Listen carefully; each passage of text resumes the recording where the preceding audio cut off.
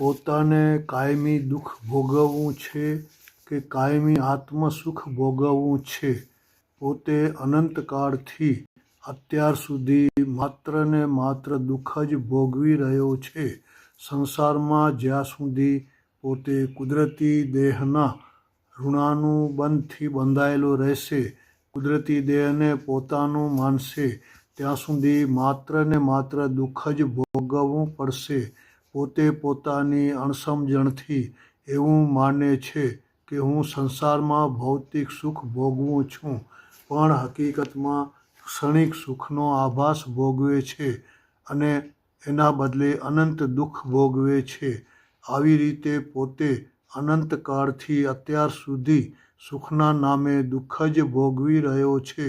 જો પોતે આવી રીતે ભૌતિક સુખને સાચું સુખ માનીને સંસારમાં જ રચ્યો પચ્યો રહેશે તો અનંતકાળ સુધી કાયમી દુઃખ જ ભોગવ્યા કરશે. જો પોતાને ખરેખર કાયમી આત્મસુખ ભોગવવું હોય તો પોતે સંસારમાં માનેલા ભૌતિક સુખનો ત્યાગ કરીને કાયમી આત્મસુખ ભોગવવાનો વાસ્તવિક આત્મપુરુષાર્થ હમણાં વર્તમાનથી જ શરૂઆત કરવો પડશે.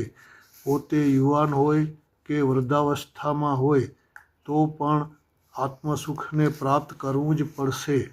પોતાના આત્મજ્ઞાનની સમ્યક સમજણનો શુદ્ધ ઉપયોગ કરીને પોતાની માન્યતાને બદલવી જ પડશે કે હું સંસારમાં જે ભૌતિક સુખ ભોગવું છું એ સાચું સુખ નથી જ, પણ ઝાંઝવાના જળ જેવું મનાવેલું સુખ છે.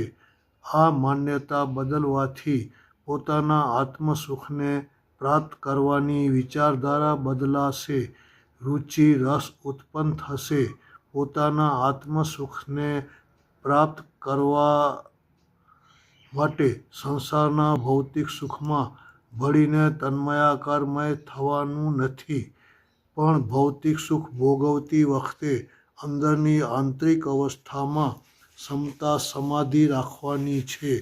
અહંકાર રાગદ્વેષથી પૂર્ણ મુક્ત થવાનો વાસ્તવિક આત્મપુરુષાર્થ નિરંતર કર્યા જ કરવાનો છે. તો અવશ્ય પોતાને આત્મસુખ કાયમ માટે પ્રાપ્ત થશે જ.